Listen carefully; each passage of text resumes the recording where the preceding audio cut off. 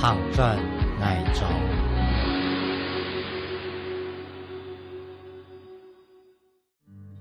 細細嘅工作坊，個個農傳授嘅南美人，摘果發酵、配酒調味，製作巧克力。一條客家龍，用幾公克可可結實，彎幾公克四個板塊，呢啲轉嘅液體流動嘅糊件，點進下來中硬當當。熬以後搖搖照上，85%嘅苦澀甜加15%嘅硬醬，是對世界金牌嘅巧克力，本嚟附摩薩嘅度附出海。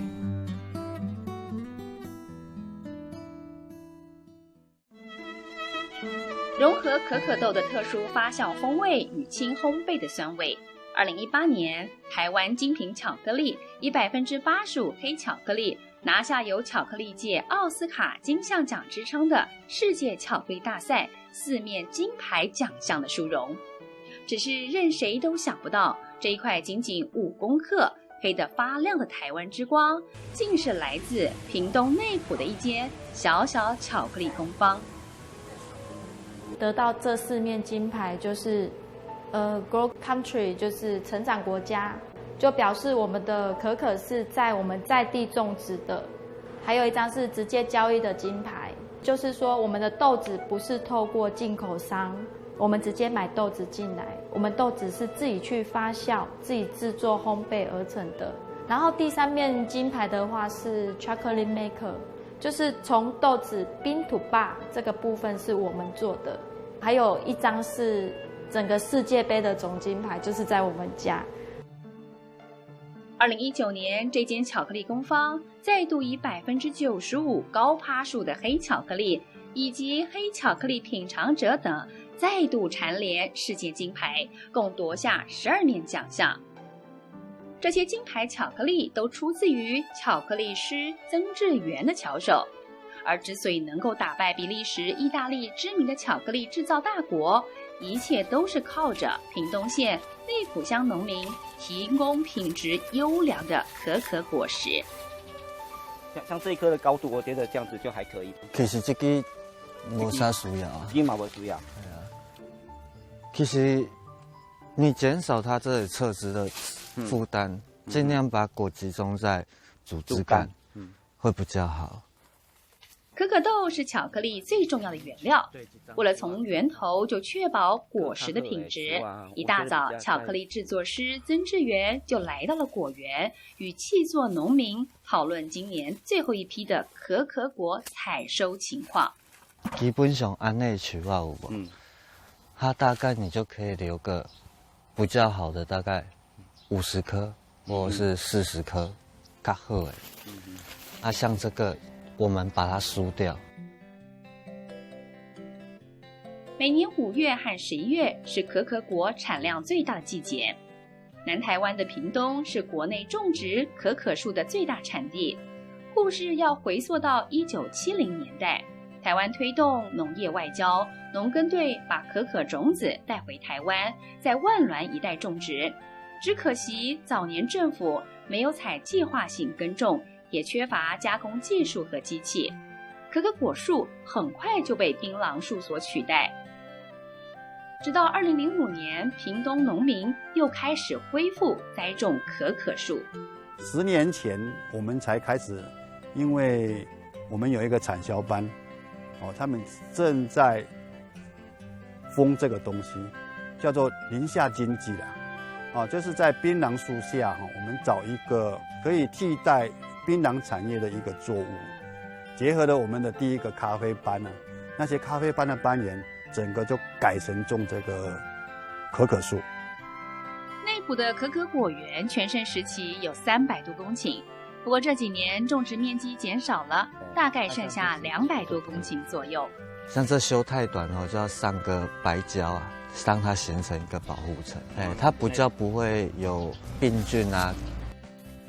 朱宏斌是嘉义人，因为阿公务农，从小就对当农民有向往。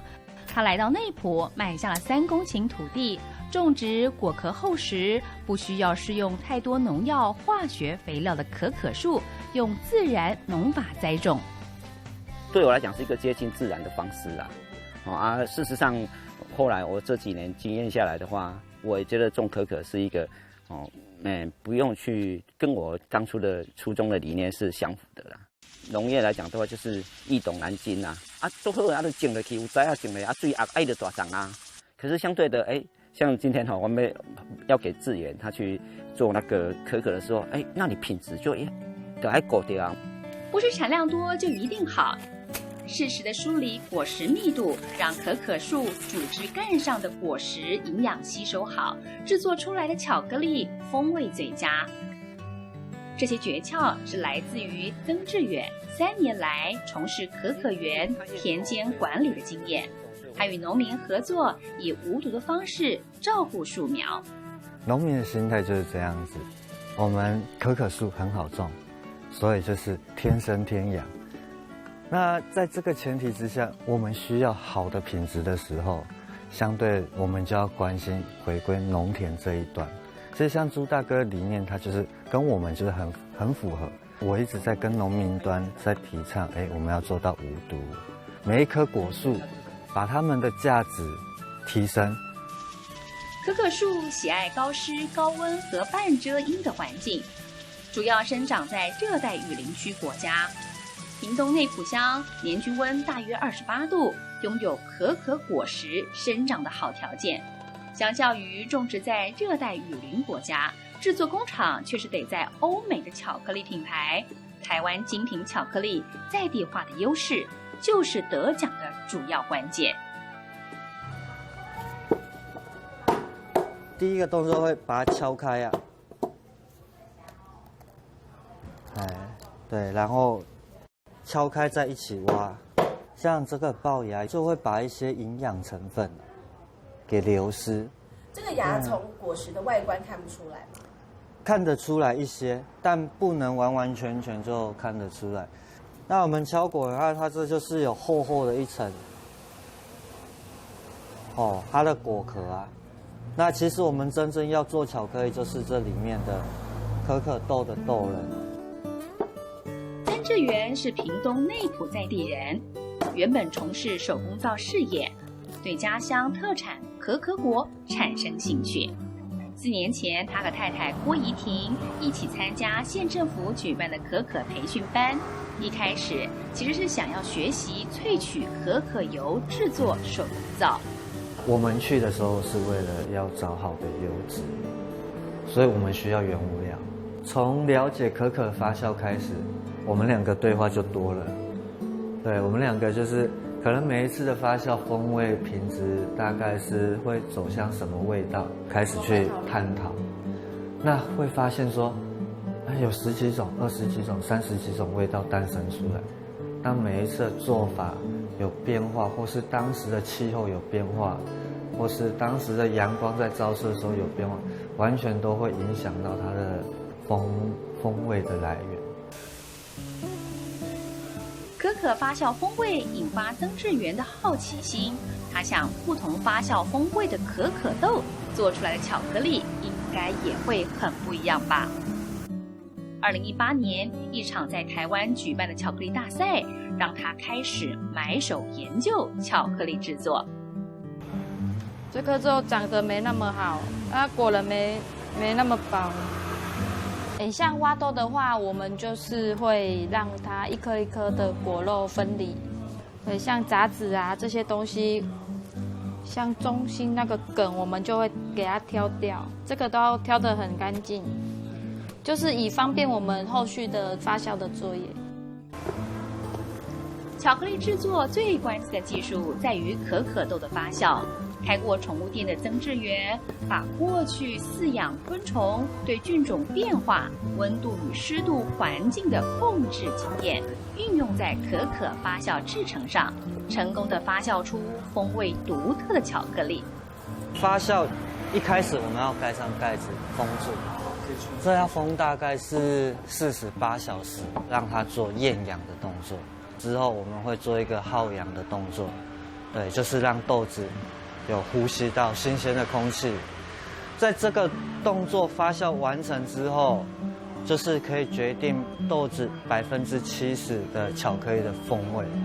对，所以在取决于风味来源，把巧克力灵魂带到这个世界上，唯一的一个步骤就是要经过发酵。掌握巧克力制作70%的风味灵魂，曾志远亲手发酵的可可豆蕴藏着屏东特有的可可香气。而且色泽开得非常均匀，几乎都是4分豆。而且在这时候，它的风味啊，就已经决定它的味道了。从日白挑的发达拢唔爱茶，日白呢是唔爱茶，日白呢是其实拢冇招赞，搭粒可以如果讲，一般大多数的就是它会用可可粉，再去融入其他的油脂。可可粉它已经失去原有的一颗豆子的50% 的油脂，那其他的油脂添加下去，那相对它营养就不是原本我们需要的。一颗豆子有50%，它最好的油脂，那这50% 就是我们要让人能够感受到，可可有对身体的一些好处，而不是抽取之后再去做成巧克力的，一种风味糖。我认为它已经失去了很多巧克力的营养价值跟成分。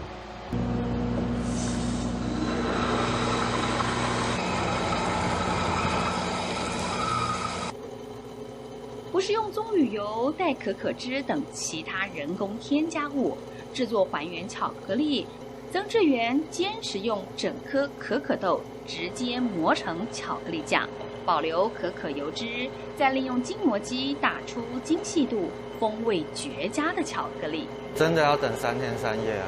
不是听完张惠妹的歌就算了，是真正就要等72个小时。对，它3天后就会变这样。从原本粗磨细磨，到这个时候，我们的标准会在20微米以下的细致度。你现在吃的这一支是金牌的巧克力，对，它本身巧克力天然的味道就有酸涩苦味，而且你会对感受得到一点果酸味，然后它有层次感，试试看。试试看100%。比较喜欢对买100%的哦。它这个纯的哈，对，每天吃有限量。对，每天不要超过30公克都 OK。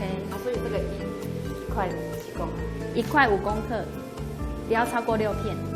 滑顺感还有那个感觉，最主要是我觉得鸡丝帕的这个还不错，它的感觉味道。鸡丝帕。那女儿喜欢哪一款？大叔。以前都是买欧洲的嘛，欧洲的瑞士啊，或是荷兰那边的巧克力。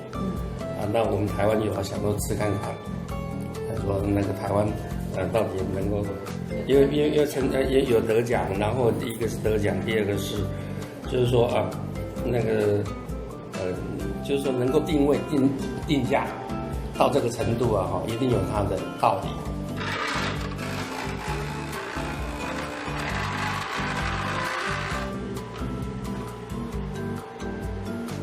而完成的每一片巧克力在交到客人手上前，必须先经过一定的成熟期浸放，是曾志源的坚持，因为他想要将比赛时给评审品尝的口感一样提供给消费者品尝。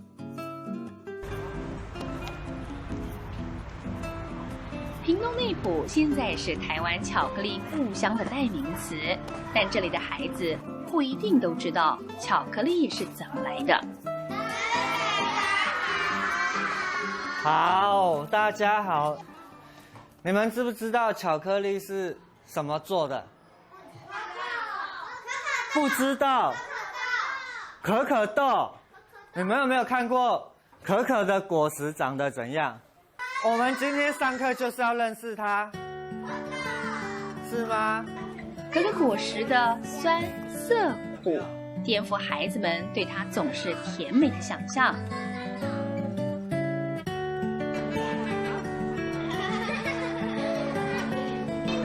只有当它磨制成精致的巧克力酱，沾满整只棉花糖，才能够唤起孩子对巧克力疗愈的记忆。3年级到5年就会教他们从种植到，一颗可可果怎么种成一个可可树，然后可可果又怎么变成巧克力的概念。对，那它当中经过哪一些过程？对，那可能年龄比较大的，像一些乐龄的课程，那我们会告诉他，可可它做成巧克力对身体的帮助。其实学很多东西就是要让小朋友多一些新的知识去吸收，对，让他符合在地，慢慢的，其实小孩子他自然而然就多了一些数据，对他以后都会有一些帮助。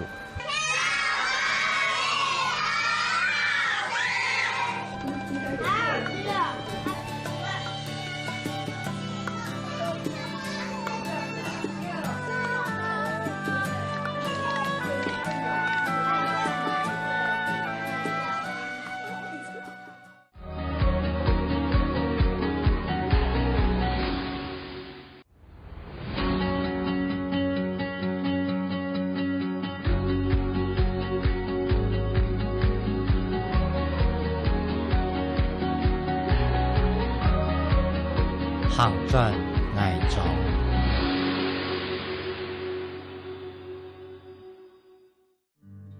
細細嘅工作坊，個個農傳授嘅南美人，摘果發酵、配酒調味製作巧克力，一條客家龍，用幾公克可可嘅色，彎幾公克四個板塊，呢啲轉嘅液體流動嘅糊件，點進下來中硬當當。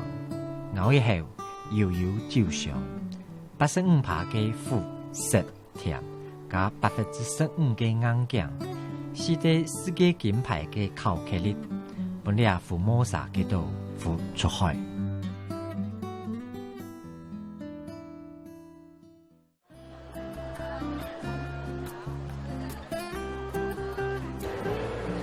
第一场的活动就是邀请了我们的巧遇农情，就是做巧克力的专家，为我们带来一个无感的实验室。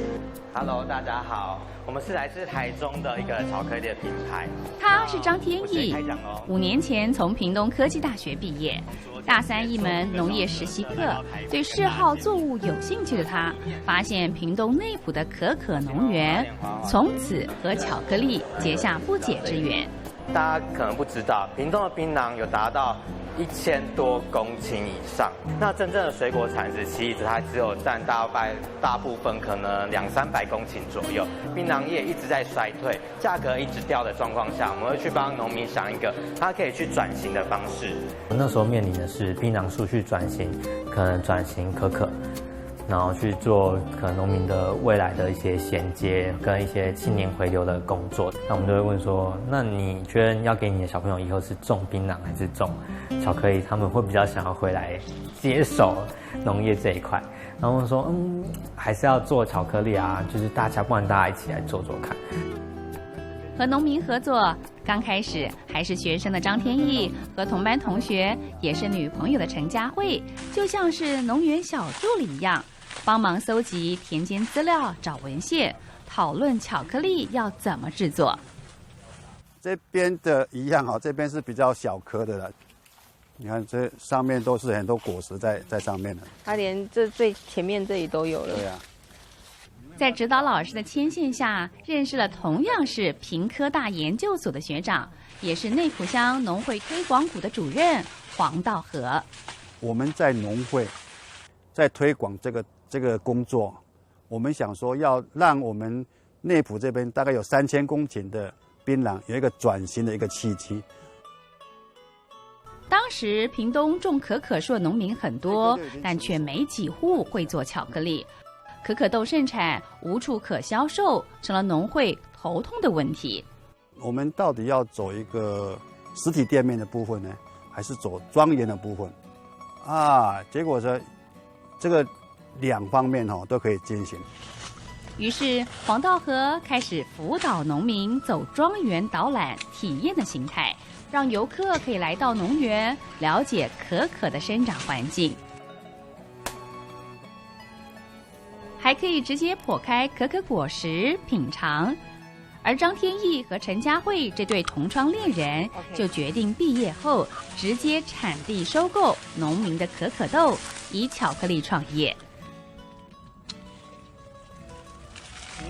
很漂亮。他为什么会到这个田区里面去实际去绕一圈？他要看到的就是你是怎么生产这个可可豆的，有没有符合属于这个友善的概念，有没有用化学肥，有没有用这些农药来做的。假如说你是真的是很自然农法去经营的果树果园哈，它生产的东西巧克力，它才很勇敢的跟他的顾客讲说，这个是这样子的。对，像这种芹菜就可以吃，就不用担心说会不会有农药残留这样。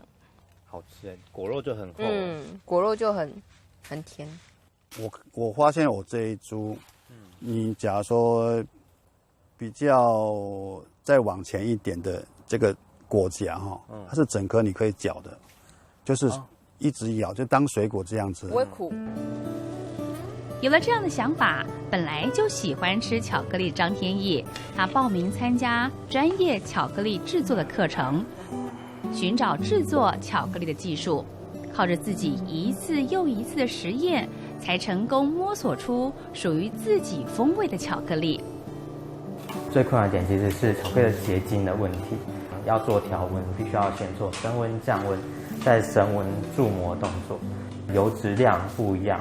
然后所需要的温度跟差异变化也不一样，例如说光冷却的温度、冷气的温度其实都有差。只要一个环节没做好，就会发现它有就是会稠油，它会浮起来。2014年，张天翼在指导教授鼓励下，参加教育部 U Start 大学毕业生创业服务计划，经过层层选拔，获得50万新台币的创业基金。于是，两人毅然决然成立自己的巧克力文创品牌。你把它往上调一下，可以啊。这是那边的，你把它转，没有，我看一下，这是这边的。你把这个放下面吧，这个要放这里吗？放下面的，然后放下面。那时候我们想的很简单，因为我们就想说，我们只要2个东西是结合，一个是巧克力，然后另一个是农业。所以那我们就想说，巧克力应该用什么字眼，然后农业是什么？我想说，很多人取名叫浓情巧克力，可是我们就把农换掉，变成农业的农，叫浓情。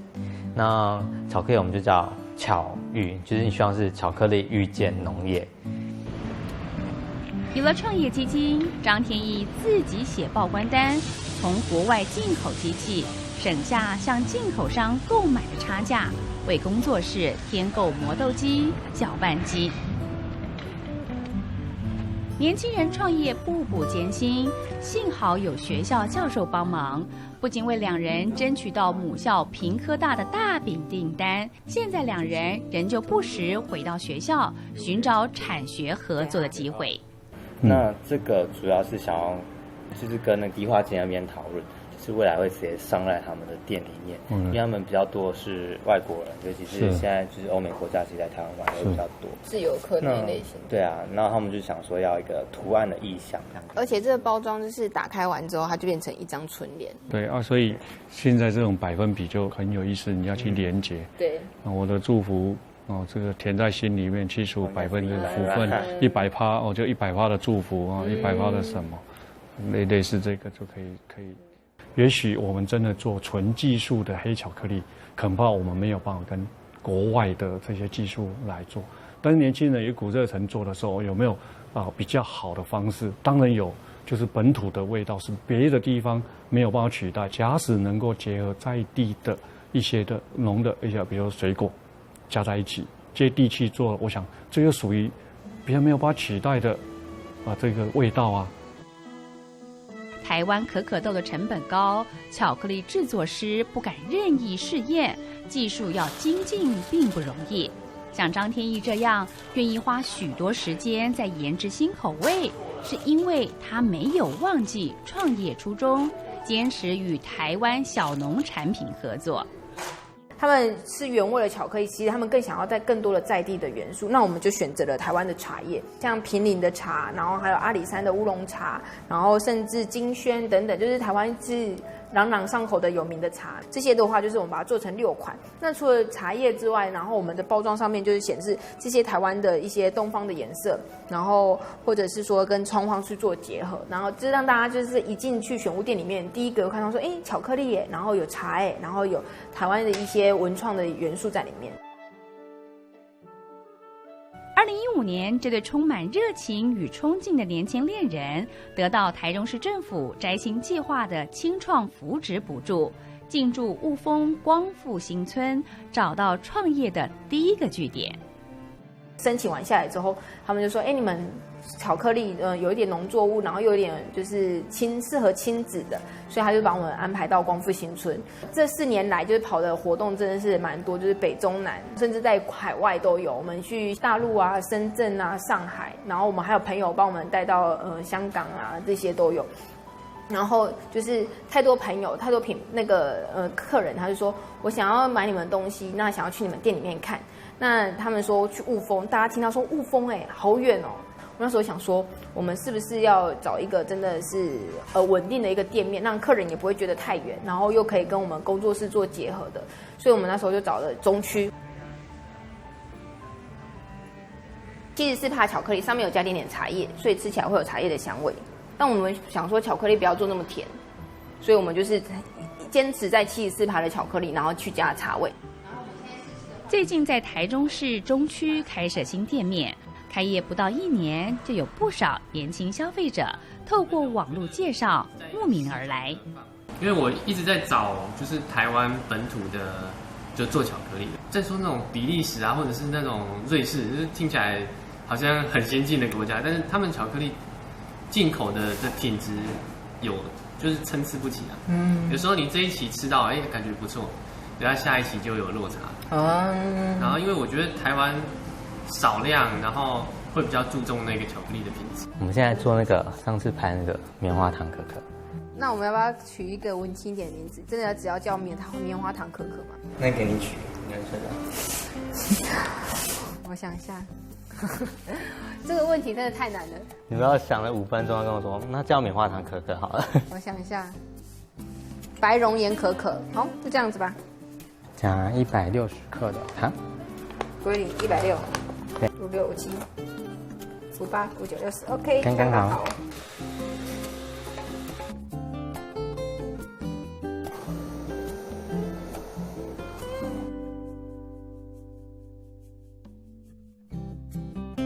店内陈列了数十种纯正 MIT 协同的巧克力商品。